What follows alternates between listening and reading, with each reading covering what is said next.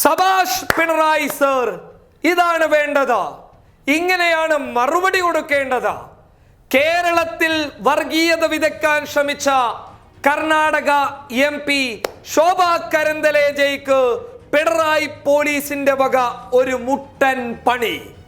ജാമ്യമില്ലാ വകുപ്പ് പ്രകാരം ശോഭ കരന്തലേജയ്ക്കെതിരെ കേരള പോലീസ് കേസെടുത്തിരിക്കുന്നു.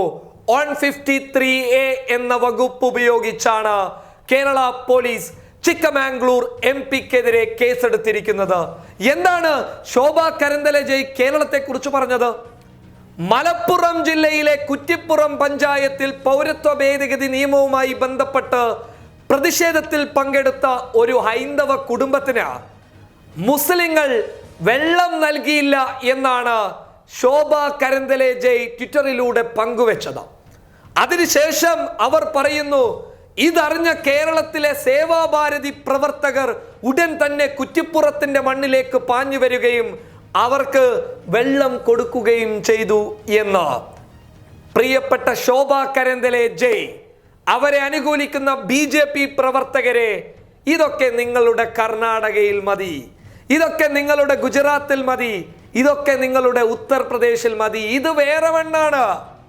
PK കുഞ്ഞാലിക്കുട്ടി സാഹിബും സഖാവ് പിണറായി വിജയനും രമേശ് ചെന്നിത്തലയും ഒക്കെ മതേതരത്വത്തെ മുറുകെ പിടിച്ചുകൊണ്ട് ഒറ്റക്കെട്ടായി പൗരത്വ ഭേദഗതി നിയമത്തിനെതിരെ പോരാടുന്ന കേരളത്തിന്റെ മണ്ണാണ്.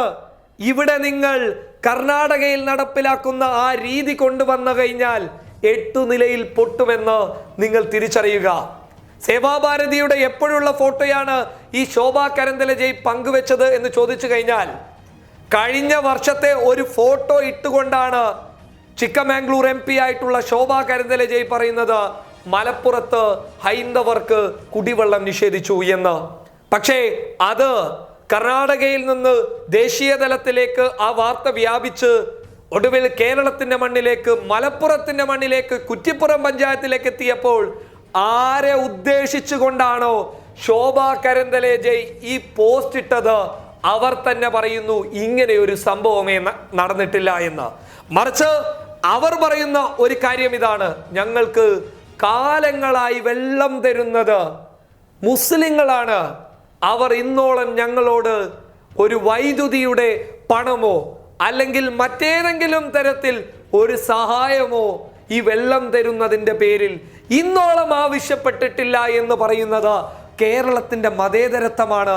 ശോഭ കരന്തലേജയ്, നിങ്ങളെപ്പോലെയുള്ള വർഗീയ തീപ്പൊരി പ്രാസംഗികന്മാർക്ക് കേരളത്തിന്റെ മണ്ണിൽ ഒരു തരത്തിലും ഇവിടെയുള്ള ഹൈന്ദവരെയും ക്രൈസ്തവരെയും മുസ്ലിങ്ങളെയും തമ്മിലടിക്കാൻ പറ്റില്ല എന്നുള്ളത് ഇപ്പോഴെങ്കിലും ബോധ്യമായില്ലേ? ഇതൊക്കെ നിങ്ങളുടെ തന്ത്രമാണ്.